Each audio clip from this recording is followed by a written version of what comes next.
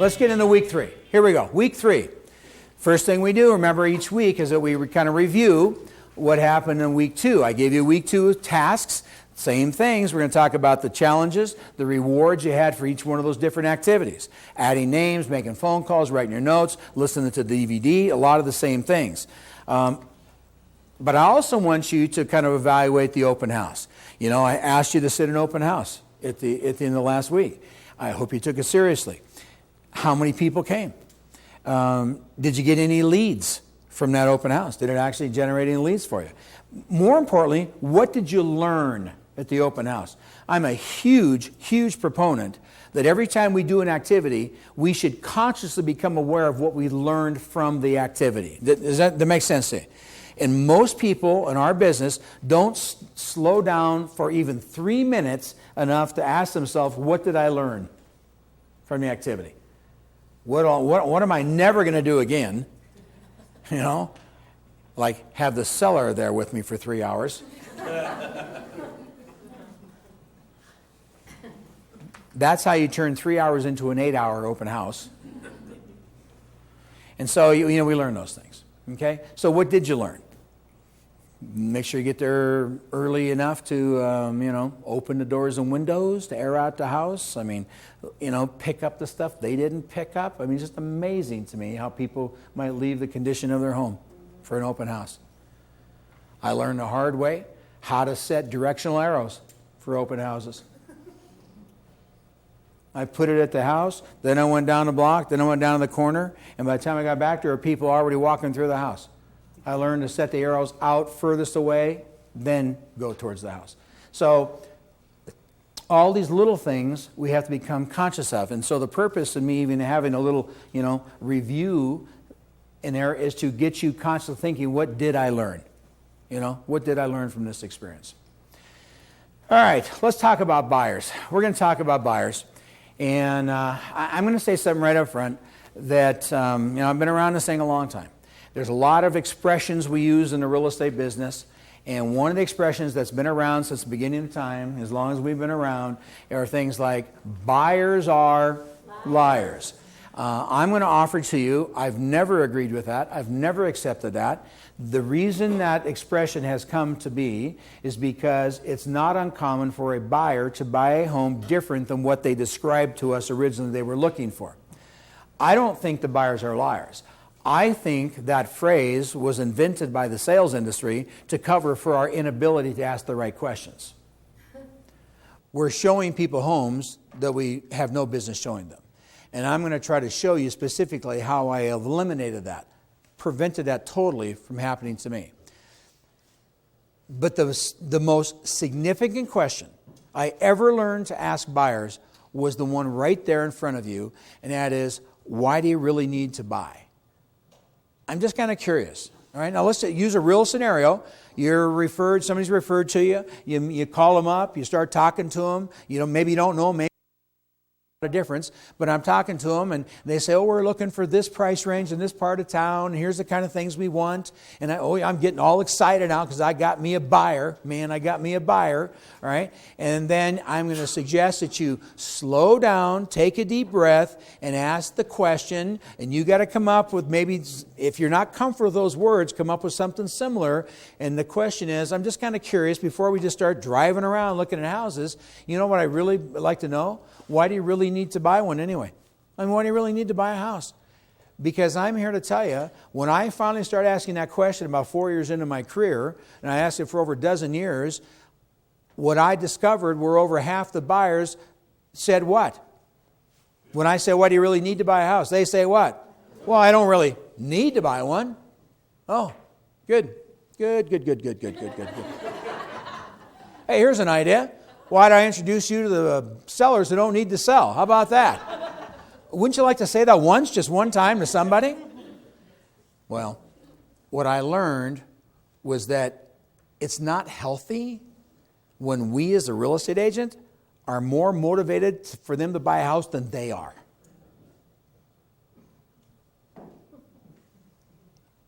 I'll let that just sink in for a minute. I need a commission. You've got to buy a house this weekend. And that comes across.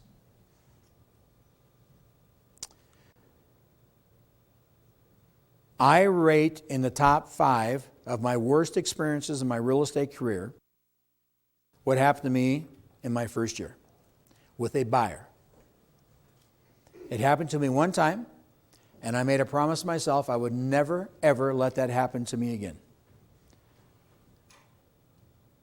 At the end of my first year in the business, I realized all of a sudden, it's like I just woke up one morning or in the middle of the night and realized something about a buyer I'd been working with. You know what I realized? I realized I'd invested so much time with these buyers, I could now not stop working with them.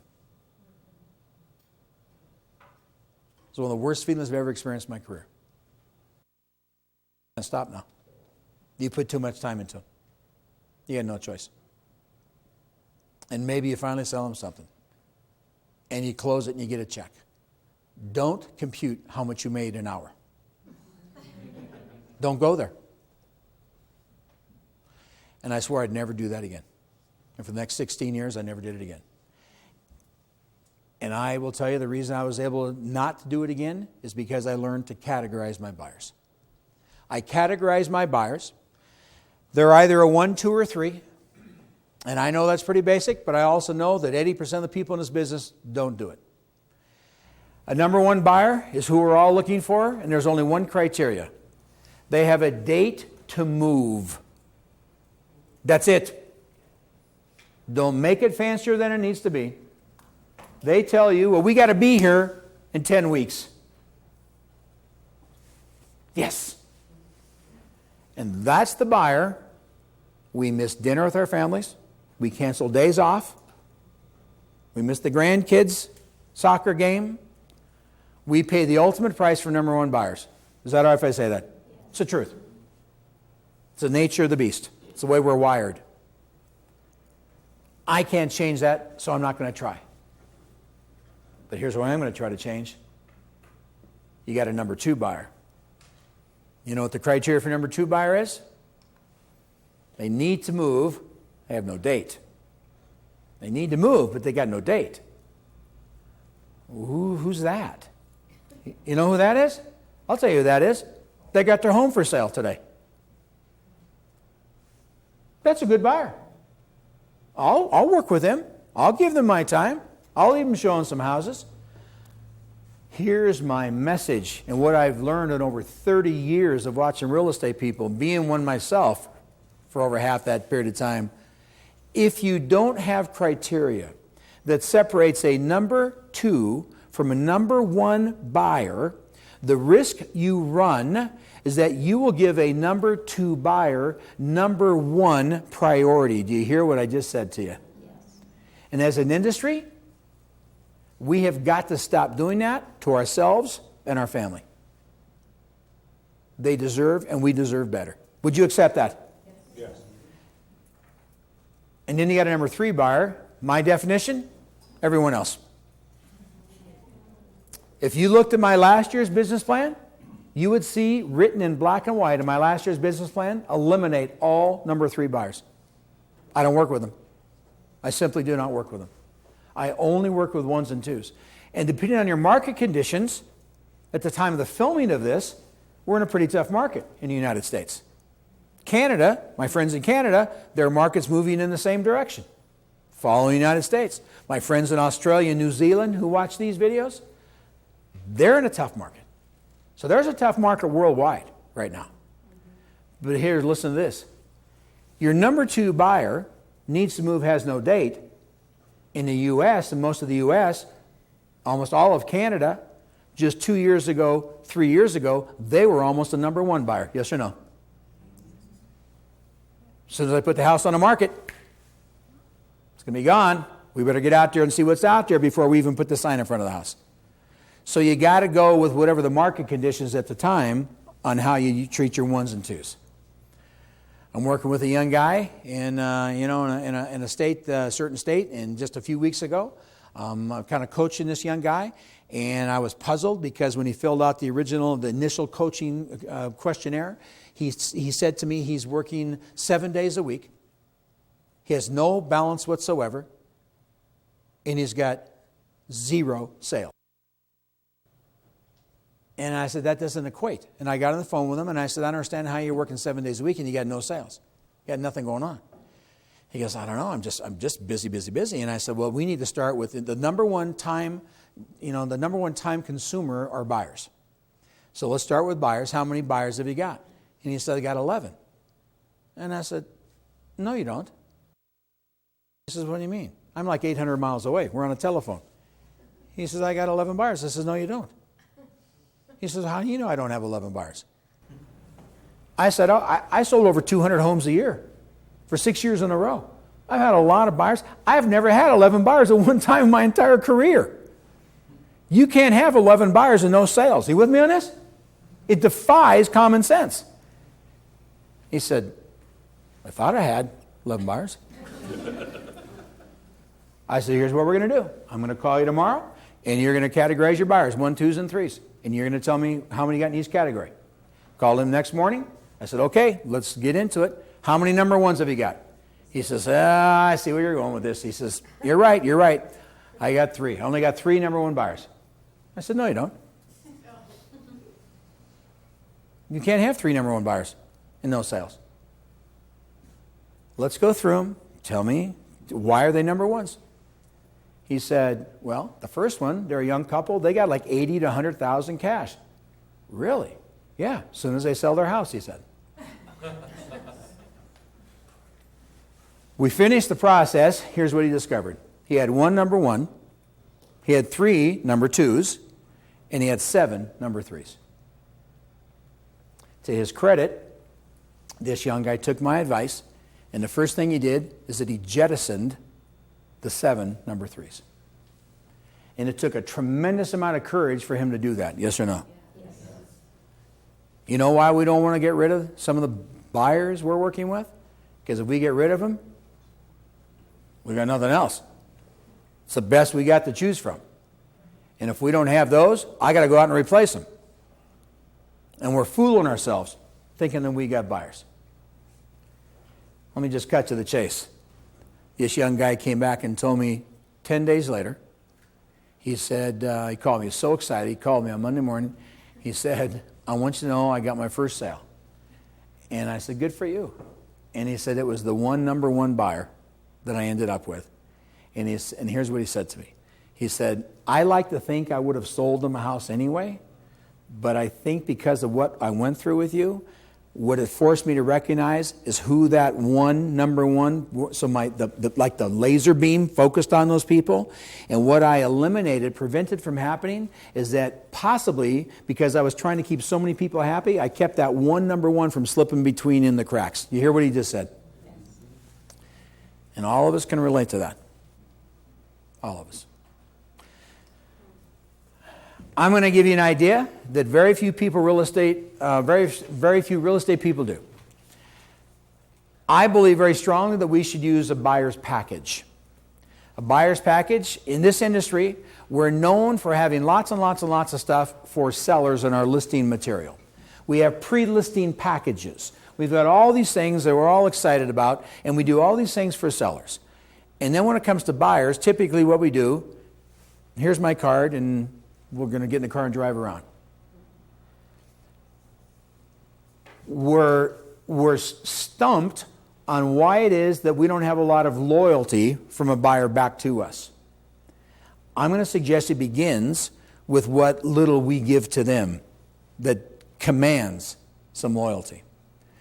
I believe that we should treat sellers and buyers the same. You need to give a buyer a buyer's package, just like you give a seller the seller's package. And so in the workbooks, I've put what I think goes into a buyer's package. We've got a title page, makes them feel special, prepared for Mr. and Mrs. So-and-so. Here's the buyer's package here today. We've got things in there you want to have your bio about. If you got about yourself, you've got assistance. If they're new to the area, you want to have just a little map of your area in the buyer's package. Maybe showing some of the landmarks around town. Here's the area where you said you want to look at homes, that kind of deal. Get them oriented more quickly. You want to have information from maybe the parks and department in schools and that kind of information. Maybe, what is the climate here? The 12-month climate range, lows and highs and averages, rainfalls, those kinds of things. You're almost like a miniature chamber of commerce in a buyer's package. Now, don't make it too voluminous because it defeats the whole purpose. But just kind of the essence of what's going on in your community. I think you also need to have statistics about your marketplace. Here's how many sales there have been this year compared to the year before. That kind of thing. The things we talked about in week 1. That goes in there. Educate them. Let me offer this to you. The more you educate a buyer, the more comfortable and confident they feel, the stronger the relationship becomes. Does that make any sense to you? They learn to look at you as a trusted source now. You begin to develop a true relationship. And guess what else it commands? Loyalty. Loyalty from them to you. I have a page in there called How I Work for You. I've got the home buying process, if they haven't bought a home in 20 years or if they're a first-time home buyer. And so we'll kind of look at those in detail as we go through this. And then I've got the itinerary. Here's the homes we're going to go look at today or tomorrow as I hand them the package. Here's the 5 houses I've got laid out, for us. And then I've got that how to buy this home, the different alternatives. Here's the different financing options on how to buy the house. Make it very, very attainable for them. So, How I Work for You. This is the page that I used. It made me a lot of money in my career. Essentially there's 3 components to it. As you can see right there, it's in the workbook and it's on the screen in front of you. I asked them, tell me the most important considerations in selecting a home. You tell me what you're looking for in a house. That's step 1. And then step 2, I'm going to go out there and search for homes for you. I'm going to look in the MLS. I'm going to look in the ads. I'm going to look at those for sale boners. I'm going to look on the internet. I'm going to go out there and beat the bushes and try to find houses to look for you. This is the dialogue now from me to them, the buyer. Here's what I do for you. And then number 3, and here's where I differ from some other real estate people. It doesn't make me right. Doesn't make me wrong. Okay? These are my videos, so you're listening to my way. Okay? I try to do things that people don't expect. Remember that? I try to come from the other angle. So I say to them, step 3, after we find the houses that I think matches, I can make an appointment to show you. We'll get inside there and take a look at them. Or, if you'd prefer, I'll give you the address, give you the map so you can see where they are. You drive around, you check out the area. I ask that you respect the sellers and not go pound on their door, but just kind of check it out a little bit, and then you tell me which ones appeal to you and you'd like to go inside and see. Does that make any sense to you? It is the most common sense approach to working with buyers I've ever seen, and it just puzzles me to no end why real estate people are not comfortable doing that. Somehow we've developed this mentality that, well, I don't want them out there driving around on their own. My God, they might run into a real estate agent. Well, you know what? There's so many real estate agents. If they don't run into real estate agents, they haven't run into anybody. You shouldn't worry about them running into a real estate agent. Because part of the buyer's package, I'm going to show you next few minutes, protects you. You don't have to worry about that stuff. Let me get to the bottom line. Here's what made me a lot of money working with buyers. Just see if these words ring true in your own mind. The more freedom you give to a buyer, the more loyalty they give back to you.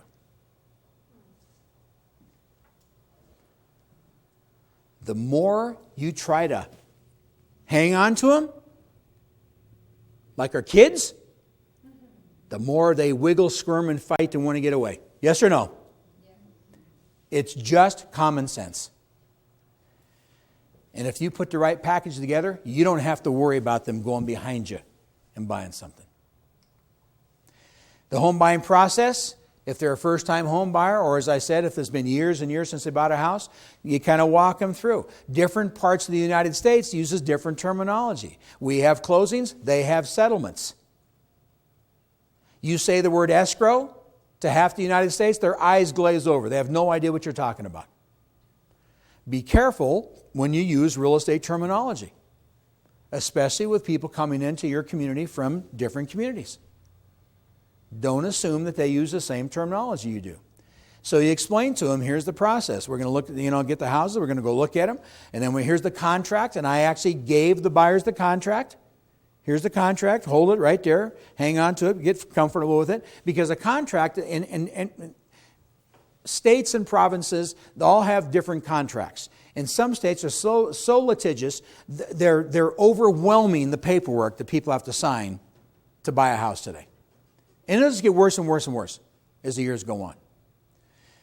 And so I found it was beneficial to actually hand to them physically here's the contract we're going to use. So you can kind of get familiar with it, comfortable with it. When we find a house that meets all your needs, this is the contract we're going to use right here. And then I learned to phrase it a little differently. Because guess what happened? About 2 years into my career, I said those words to a couple, a guy and his wife. I said, here's a contract, get comfortable with it, because when we find a house that you like, meets all your needs, this is what we use to buy it. We found a house like a week later. We're all excited. We're sitting there, and it's on a Saturday afternoon. Never forget this. And we're sitting there, and the house was vacant, so we're in the house, writing up the deal in the house, right there at the kitchen table.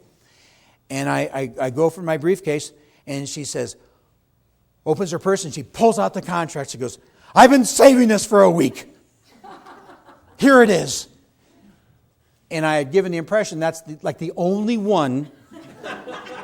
You get one contract and you have to hang on to it. Everything I learned the hard way, all right? And so you just walk them through the process. I give them what I call a property preview guide. Here's the addresses, here's the basics on the house, bedroom, bathroom, garage, square footage, that kind of a deal. Maybe the age, whatever you think is appropriate. And then I've got over there comments, so they can just kind of make their little comments. And then if they want to drive by, which one do they want to set an appointment? Some of us need to hear this. Please, please hear these words. In my own personal experience, what I've learned is that most buyers cannot look at more than 6 houses before they're totally confused. And I see well-intended agents line up, we got 11 houses for you to look at today. And they have no clue what they've seen after about 5, 6, 7 houses. You know what we ought to do? I've said this for years. You know what we should do? We should buy a house ourselves about every 4 or 5 years to show ourselves what we do to people. You look at houses for a living, and you can remember most of them. But even us that do this for a living, you go out there and preview 10, 15 houses. Most of us have no clue what the first 3 houses look like. Give them a break. And then this page, I don't know, it might have made me millions, hundreds of thousands anyway in my career. Because it's part of my buyer's package, and it says right there, whether you find a home by seeing an ad in the paper, driving by for sale sign, hearing or visiting an open house, find a home on the internet, I can sell any of them to you. Because too many of us in this business have been burned because we forgot to tell our buyers this. We work with them for 7 weeks. We get to know each other. We've bought them lunch about, 26 times now. Got to know their kids real well. Even watched them for them so they go to the movies.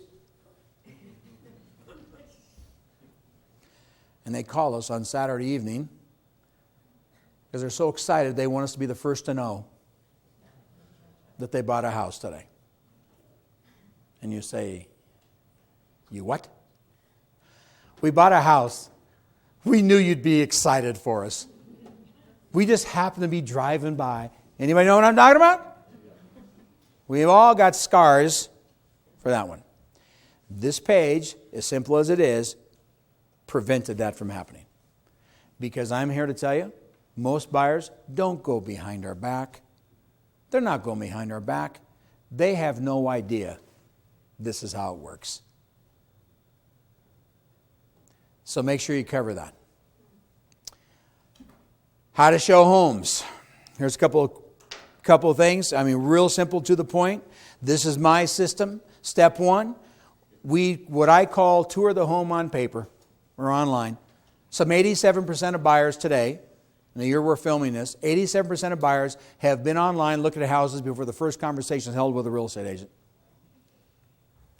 And so the first step is that I'll pick out some houses. I'll send you the synopsis from MLS, the link, or whatever you use.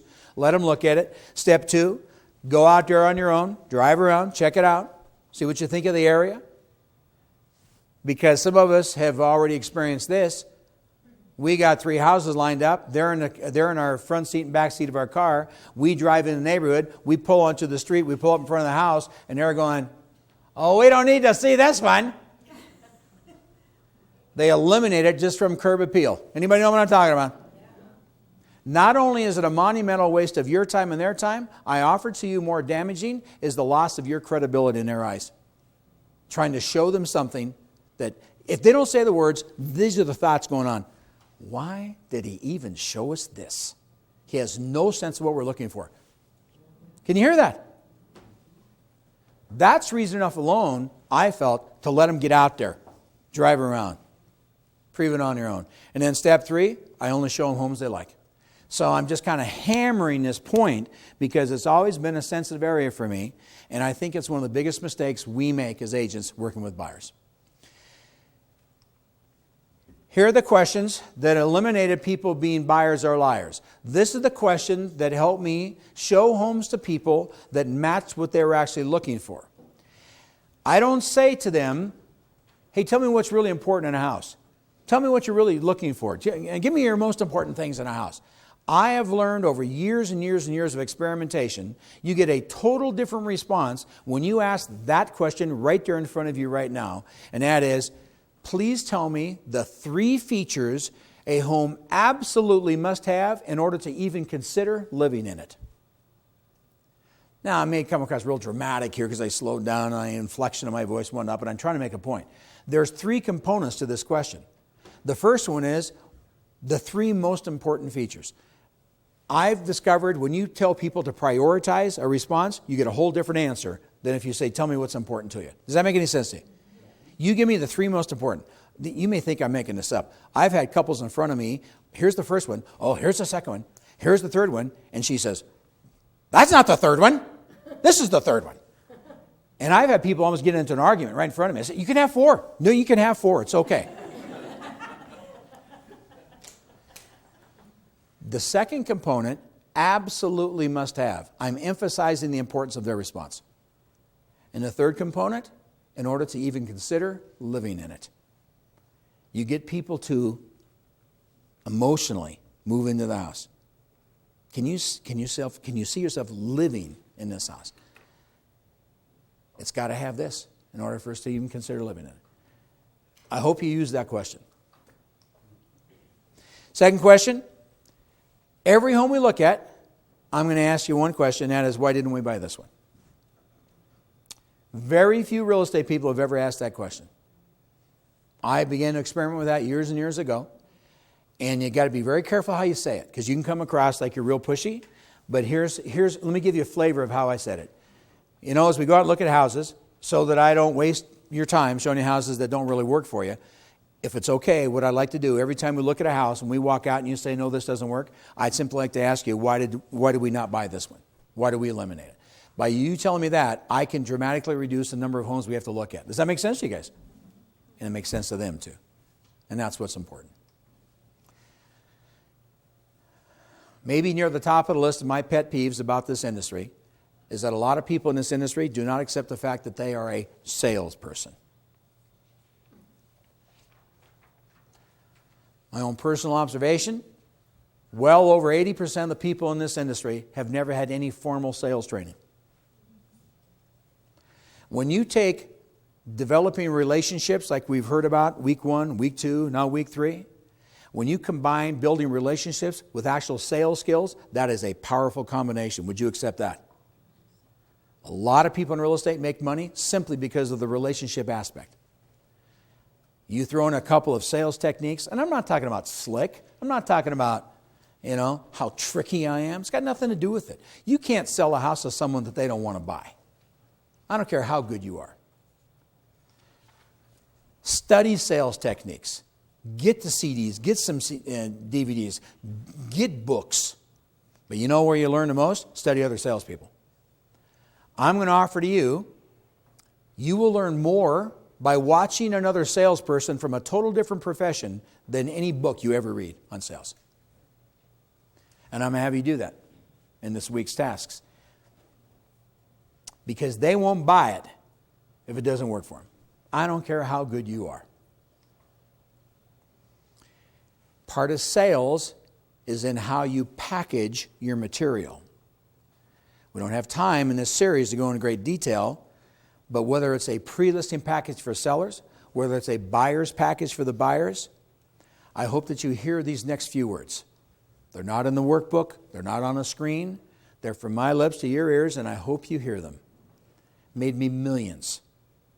The packaging of your presentation material, here's what I want you to hear. The higher the quality of the physical package, the higher the perceived value of the content and the provider. Do you understand what I just said to you? You put a little more effort, a little more oomph, a little more quality into what you physically hand to people, it conveys a message that you are not the average agent, that you are highly competent. It reflects your character. Are we all coming together on this one? And it is one of the most overlooked aspects in the real estate industry. The packaging of the material that we provide to people. It demonstrates your competence. People respect sales skills. Not slick. They respect sales skills. Sadly, the majority of real estate agents I've met in my career, tens of thousands of them, don't even understand the difference between a trial close and a formal close. And that's not your fault. It's because you've never been trained in sales.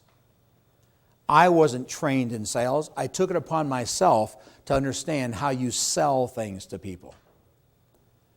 And many of the things you've seen in the first 3 weeks are trial close questions. A trial close, not to do a sales session now, is nothing more than to determine the degree of interest the customer or client has in the product. Is this the kind of home you can see yourself living in? That's a trial close. A formal close is nothing more than a culmination of a series of trial close questions. That's why you're great salespeople. If you ask them the question, how do you close people? They will struggle to answer that question. Because you know how I close buyers? If I asked myself that same question, I'd struggle because my answer would be, I ask them, what do you want to buy it? Should we write it up? That's as formal as I get. Should we just write it up here? Go back to the office, write it up. Because it's not much of a question because of the trial closes that had preceded it. Are you with me on this one? Yeah. It's like a no-brainer. You know, I've had, you might think I'm exaggerating this. I'll bet, oh my word, at least a third of the buyers I've had in my career, probably half, told me they wanted to buy before I asked them the question. And you know what I'm talking about. It's because you did a good job on the trial closes. So here we go. Here's our week 3 tasks. Looks familiar. Get in the office, expand the database, do a third market study, preview 15 properties, get out the handwritten notes, listen to the CD, DVD, pick up a couple more ideas, take a top agent to lunch, schedule another open house this weekend because you can learn a lot from open houses. Get to practice a lot of things during open house. That's why I have you do them.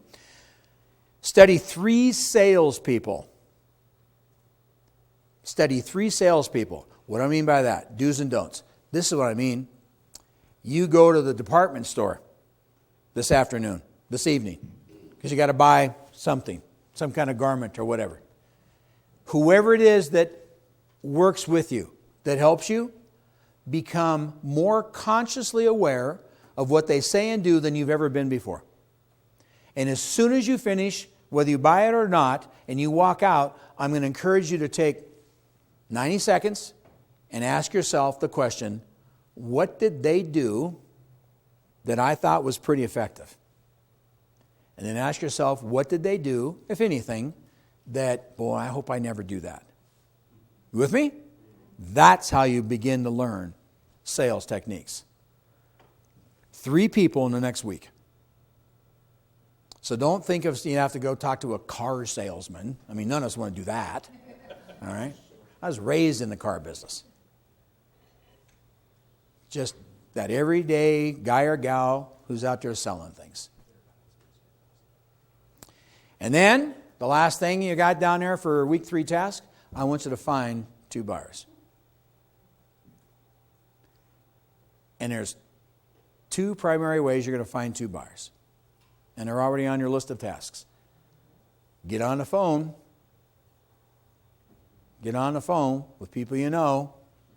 Say, hey, I'm just calling people. I'm just kind of looking for some buyers. It's a pretty good time to buy. Is it not, by the way? Pretty good time to buy. And I just thought I'd give some people I know, I know you pretty well. I'm just going to call you. If you know somebody looking to buy, would you mind just giving my name and number? That's about as non-threatening as you're ever going to say. Is that true? Just, if you can think of somebody, I'd just love to work with them. I'm not even suggesting you say, hey, give me their name and number so I can call them. Because most of us are not comfortable with that. Is that true, by the way? But I am comfortable enough to say, hey, if you think, or if you run into somebody, I'm just calling people I know tonight, Dwayne, to say, you know what? I'm looking for some buyers, and over the next few days, if you happen to run into somebody who's thinking about buying, keep me in mind. Would you do that? What's he going to say? Sure, yeah. And then the other way, sit that open house. And you do the things I told you to do, how to sit an open house effectively, you'll have people coming in the front door. And you can find some buyers. That's your task for week 3. You got some work to do.